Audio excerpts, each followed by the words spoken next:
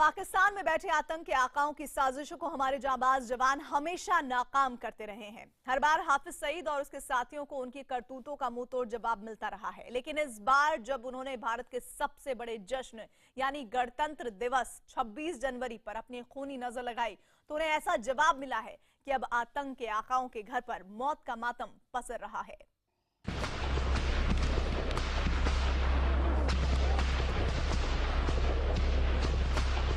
हिंदुस्तान के खिलाफ आंख उठाने वाले आतंकियों को एक बार फिर हमारे जांबाज जवानों ने कुछ ऐसा ही जवाब दिया है। एक बार फिर हमारे बहादुर जवानों ने आतंक के आकाओं के मंसूबों पर पानी फेर दिया है। एक बार फिर आतंक की साजिशों को उनके अंजाम तक पहुंचा दिया गया है। लेकिन इस बार आतंक के आकाओं को जो हमारे जवानों ने जवाब दिया है उससे उनके घर में मातम छा गया है। हमारे जवानों के मुंहतोड़ जवाब से हाफिज सईद का कमांडर ज़कीउर रहमान लखवी बिलख रहा है। आतंक का आका हाफिज सईद रो रहा है।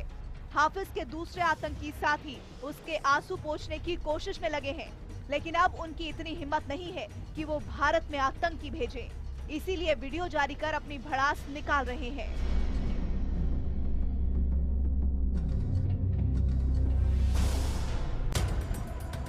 हाफिज सईद के घर पर मचे इस मातम की वजह एक ताबूत है। ज़कीउर रहमान लखवी के आंसुओं की वजह भी यही ताबूत है। इसी ताबूत ने पाकिस्तान के हर आतंकी के घर में कोहराम मचा दिया है। ये ताबूत भारत के जाबाजों का आतंक के आकाओं को मुंहतोड़ जवाब है। भारत के जाबाज जवानों ने इस बार आतंक के आकाओं को जो जवाब दिया है उससे सिर्फ हाफिज और लखवी ही मातम नहीं मना रहे हैं, बल्कि पाकिस्तान के हर आतंकी के होश उड़ गए हैं। भारत के इस जवाब के बाद जम्मू कश्मीर में लश्कर-ए-तैयबा की जड़ें खोखली हो गई हैं। लश्कर और दूसरे संगठनों के आतंकी डर से घरों और जंगलों में छिप गए हैं, लेकिन अब इन छिपे हुए आतंकियों को भी निकालकर उन्हें उनके अंजाम तक पहुंचाने की तैयारी है। तू भी आना कभी बाहर आके अंदर बैठ के कहां कुछ में बढ़ के बातें कर रहा है, बकवास कर रहा है। देश की इस ललकार के बाद भी आतंकियों की घर से बाहर निकलने की हिम्मत नहीं हो रही है, क्योंकि इस बार हमारे जवानों ने जिस आतंकी को ढेर किया है वो कोई और नहीं बल्कि आतंक के आका ज़कीउर रहमान लखवी का भतीजा है। यही वजह है कि आतंक का आका हाफिज सईद दहाड़ मारकर रो रहा है। आतंक के आकाओं के घर मचे मातम की वजह यह है कि अब तक जो जख्म और दर्द वो दूसरों को देते रहे, इस बार वही जख्म उन्हें मिले हैं। इस बार उनके ही घर में मातम का माहौल है। उनके घर का ही सदस्य उसी तरह गोलियों से छलनी हुआ है जैसे अब तक वो दूसरों के साथ करते आए थे। यानी इस बार हाफिज और लखवी को उन्हीं की जुबान में जवाब मिला है, और ऐसा जवाब मिला है जिसे वो ताउम्र भूल नहीं पाएंगे। कभी कश्मीर, कभी पठानकोट, कभी मुंबई। हिंदुस्तान में ऐसे ही सैकड़ों खूनी खेल खेलने वाले आतंक के आका हाफिज सईद, ज़कीउर रहमान लखवी, सैयद सलाउद्दीन, मौलाना मसूद अजहर और इनके जैसे सैकड़ों आतंकियों के घर मातम पसरा हुआ है। आतंक के आका डर से कांप रहे हैं। दहशत इनके दिलो दिमाग पर छा गई है। इनके गुर्गे जहां कहीं भी हैं, डर से घरों में छिप गए हैं, क्योंकि 26 जनवरी के मौके पर आतंक का खेल खेलने वालों का मंसूबा बना रहे आतंकियों को अब तक का सबसे करारा जवाब मिला है। आतंक के आकाओं के घर पर मचे मातम और आतंकियों के दिलों में बैठी दहशत की असली वजह है ये मौत। इस तस्वीर के सामने आते ही हाफिज सईद के घर मातम छा गया। इस तस्वीर को देखकर ही लखवी के घर में मौत की चीख पुकार शुरू हो गई। इसी तस्वीर को देखते ही पाकिस्तान में बैठे सारे आतंक के आकाओं के दिलों में दहशत बैठ गई। हमारे जाबाज जवानों की गोलियों से ढेर हुए इस आतंकी का नाम है मुसैब, जिसे सुरक्षा बलों ने उसके अंजाम तक पहुंचा दिया। लेकिन ये कोई मामूली आतंकी नहीं है। यही वजह है कि इसकी मौत पर आतंक के सभी आका रो रहे हैं, क्योंकि ये आतंकी लश्कर-ए-तैयबा के सबसे बड़े कमांडर जकी उर रहमान लखवी का भतीजा है। लश्कर तैयबा के कमांडर जकी उर रहमान लखवी के भतीजे मुसैब के ढेर होने से पाकिस्तान के सभी आतंकी संगठनों में खलबली मच गई। मुसैब को हमारे जवानों ने कश्मीर के बांदीपुरा जिले हाजिन में ढेर किया। दरअसल सुरक्षा बलों को ये खुफिया जानकारी मिली थी कि बांदीपुरा के हाजिन में एक आतंकी घर में छिपा है, जिसके बाद हमारे जवानों ने इलाके को घेर लिया। चारों ओर से खुद को घिरा देख उसने सुरक्षा बलों पर फायर कर दिया। इस फायरिंग में हमारा एक जवान जख्मी भी हुआ। इसके बाद सुरक्षा बलों ने मुसैब को ढेर कर दिया। Based on specific intelligence input, a joint operation was conducted by 13 Rashtriya Rifles, Jammu and Kashmir Police and CRPF in Hajin village. In this operation, one heavily armed foreign terrorist was eliminated.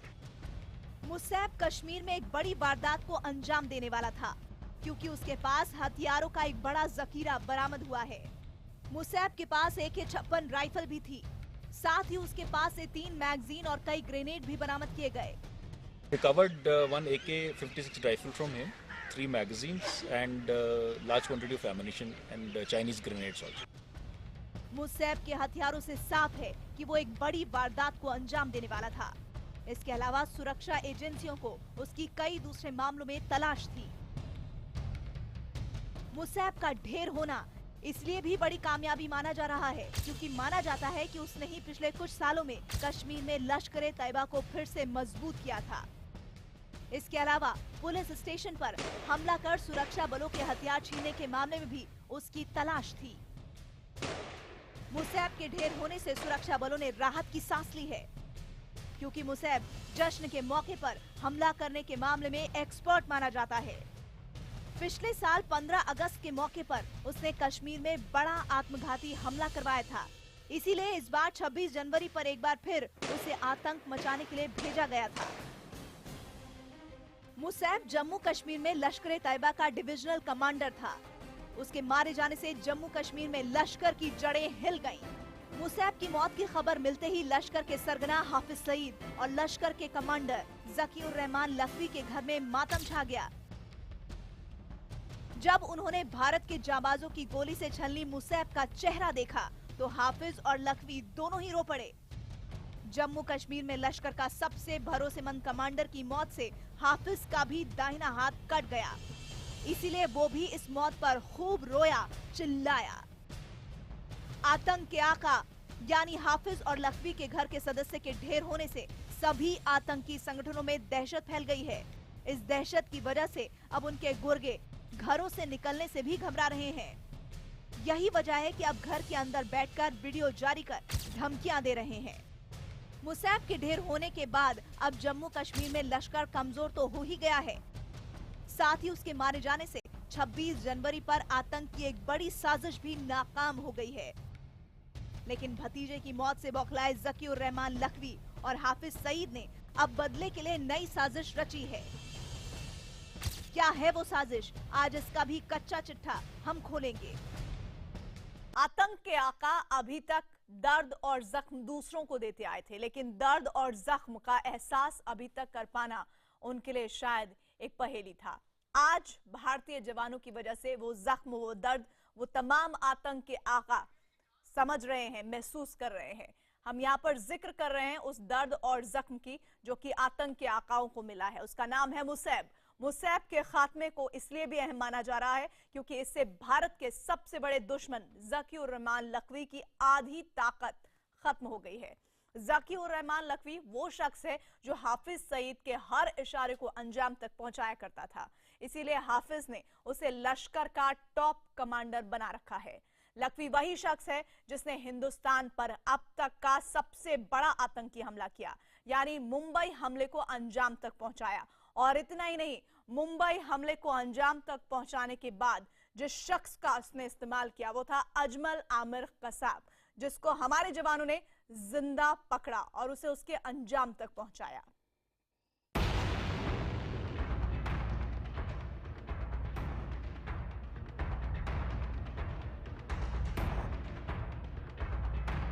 Bharat के सबसे बड़े दुश्मन हाफिज सईद और जकी उर रहमान लखवी बिलख रहे हैं। वजह है इस मुसैब का मारा जाना, जो भारत में इनकी खूनी साजिशों को अंजाम तक पहुंचाने का सबसे बड़ा मोहरा था। लखवी वही शख्स है जिसने भारत के खिलाफ अब तक का सबसे बड़ा आतंकी हमला किया है।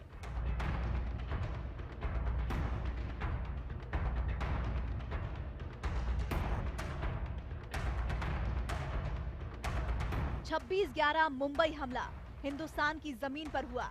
ये अब तक का सबसे बड़ा आतंकी हमला माना जाता है। दुनिया इस हमले को लेकर दहल गई थी, लेकिन हमारे जाबाज इंस्पेक्टर शहीद तुकाराम ओबले ने इस हमले को अंजाम देने आए आतंक के सौदागर अजमल आमिर कसाब को जिंदा पकड़ा, जिसने अपने बयान में बताया कि मुंबई हमले का मास्टरमाइंड जकीउर रहमान लखवी था। कौन देगा? वो चाचा। कौन देगा? वो चाचा। लखवी एनआईए की मोस्ट वांटेड लिस्ट में भी है। लखवी भारत के अलावा चेचन्या, बोस्निया और इराक में भी आतंकी हमले कराता रहा है। अब 2016 में हुए उरी हमले के पीछे भी लश्कर का हाथ सामने आया है। साफ है, अगर लश्कर कोई साजिश रचता है तो इसे अंजाम तक पहुंचाने में लखवी का बड़ा रोल होता है। अब तक ये माना जा रहा था कि उरी हमले के पीछे मसूद अजहर के जैश ए मोहम्मद का हाथ है। माना जा रहा है कि अपने भतीजे मुसैब के ढेर होने से बौखलाया लखवी एक बार फिर भारत के खिलाफ कोई बड़ी साजिश रच सकता है। ये साजिश 26 जनवरी को अंजाम दी जा सकती है। भतीजे की मौत का बदला लेने के लिए बौखलाए लखवी ने घाटी में लश्कर के बाकी आतंकियों को सक्रिय कर दिया है, लेकिन हमारे जवान भी मुस्तैद हैं। दरअसल लश्कर का सबसे बड़ा प्लान 26 जनवरी के मौके पर भारत में तबाही मचाना है। इसके लिए उसने कई साजिशें रची हैं। साथ ही आतंकियों के अलग अलग ग्रुप को अलग अलग मिशन पर लगाया है, लेकिन आतंक के आकाओं की हर चाल पहले ही नाकाम हो जा रही है। मुसैब के मारे जाने से उन्हें सबसे बड़ा धक्का लगा है, क्योंकि मुसैब वो शख्स था जो जश्न के मौके पर आतंकी वारदातों को अंजाम देने का एक्सपर्ट माना जाता था। अब उसकी मौत के बाद लश्कर को अपने सभी मंसूबों पर पानी फिरता नजर आ रहा है। अब लखवी एक तरफ तो 26 जनवरी के मौके पर किसी वारदात को अंजाम देने के लिए बेचैन है, तो दूसरी ओर वो अपने भतीजे की मौत का बदला लेने के लिए बौखलाया हुआ है।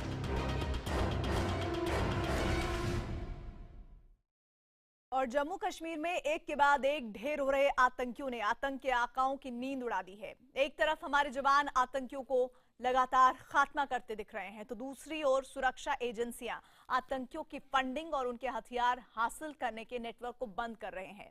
नोटबंदी के बाद आतंकियों को फंडिंग के लिए नया तरीका उन्होंने इजाद किया है, इसलिए आतंक का एक नया हथियार बना है, वो है बादाम। ऐसे में सोचने वाली बात है, ये बादाम जो आपकी सेहत बनाते हैं, जो आपकी त्वचा को बहुत अच्छा रखते हैं, वो कैसे आतंक के आकाओं के लिए हथियारों की फंडिंग का काम कर रहे हैं। देखिए ये सब इस रिपोर्ट में।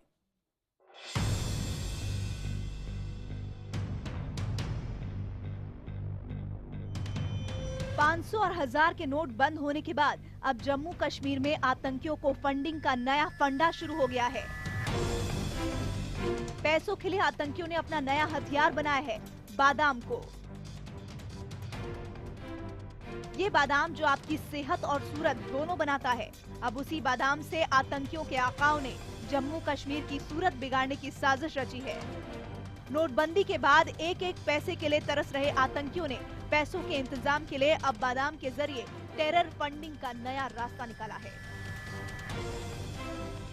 बादाम के जरिए आतंक का जो खुलासा एनआईए ने किया है, उसे सुनकर आप भी हैरान रह जाएंगे।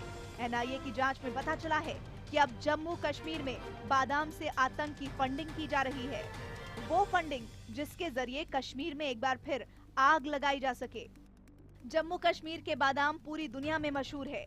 यहाँ से पूरी दुनिया में बादाम एक्सपोर्ट किए जाते हैं, लेकिन इस बार घाटी में आए कैलिफोर्निया बादाम के पीछे जिस साजिश का खुलासा हुआ है, उससे सुरक्षा एजेंसियों की नींद उड़ गई है। दरअसल पाकिस्तान के रास्ते आने वाले इन बादामों का सीधा सीधा टेरर कनेक्शन सामने आया है। इस बात का खुलासा तब हुआ जब एनआईए ने उत्तरी कश्मीर के बारामूला में सलामाबाद में एक छापा मारा। इसके अलावा एनआईए ने पुंछ के चकंदाबाद में भी एक छापा मारा। इन छापों में एनआईए को जो मिला वो परेशान करने वाला था, क्योंकि इसी छापे से बादाम का टेरर कनेक्शन सामने आया। इसके बाद एनआईए ने इसी सिलसिले में कई लोगों से पूछताछ की। साथ ही इस मामले में एक केस भी रजिस्टर किया गया। नेशनल इंटेलिजेंस एजेंसी ने 2 रेड्स भी किए थे, एक बारामुल्ला एरिया और एक पुंछ एरिया में भी, जहां से बहुत सारे डॉक्यूमेंट्स जो हैं लाए गए हैं एग्जामिनेशन के लिए एनआईए द्वारा, और उनकी जांच चल रही है। उरी और पुंछ में भारत पाकिस्तान ट्रेडिंग पॉइंट से बादाम के व्यापार के नाम पर आतंक की फंडिंग हो रही है। इन दोनों जगहों पर बॉर्डर सिस्टम यानी कि सामान की अदला बदली के तहत व्यापार होता है, जिसमें बादाम, केला, शॉल और एम्ब्रॉयडरी के नाम पर बढ़े हुए बिलों के जरिए घाटी में पैसा पहुंचाया जाता है, जो आतंकियों तक पहुंच रहा है। दरअसल बादाम के जरिए ट्रेड का तरीका भी बेहद चालाकी भरा है। इसमें पाकिस्तान से आने वाले बादाम के दाम बिल पर बढ़ाकर दिखाए जाते हैं, जबकि असल में बादाम का दाम कम होता है। ऐसे में बचा हुआ पैसा आतंकियों के पास चला जाता है। मान लीजिए कश्मीर में पाकिस्तान से कोई व्यापारी 100 रुपए का बादाम मांगता है, जबकि बदले में वो उसे सिर्फ 50 रुपए का सामान वापस भेजता है और बाकी पैसे आतंकी संगठनों को भेज दिए जाते हैं। किस तरह से जो है बार्टर सिस्टम है, जिसके अंदर सिर्फ 21 आइटम आते हैं, और इस बादामगिरी का जो सिलसिला चला है ये बिल्कुल नाजायज है। सूत्रों के मुताबिक बादाम के जरिए आतंकियों को अब तक करोड़ों रुपए पहुंच चुके हैं। अब एनआईए इस नेटवर्क को पूरी तरह बंद करने की कोशिश में जुटी है। इसीलिए इस इलाके के व्यापारियों के ठिकानों पर लगातार छापे मारे जा रहे हैं। भारत और पाकिस्तान के बीच 2008 में सामान भेजने का समझौता हुआ था।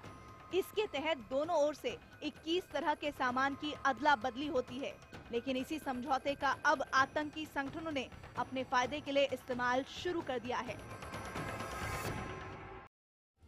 तो आतंक के आका जितने भी दिमाग को भिड़ा ले, लेकिन हमारे जवान, हमारी सेना पूरी तरह से तैयार है उनसे हर तरह से लोहा लेने के लिए और उन्हें सबक सिखाने के लिए, उन्हें उनके अंजाम तक पहुंचाने के लिए। तमाम तरकीबें किस तरह से फेल हो रही हैं, कच्चा चिट्ठा में आज आपने देखा। इसी के साथ ही मुझे दीजिए इजाजत।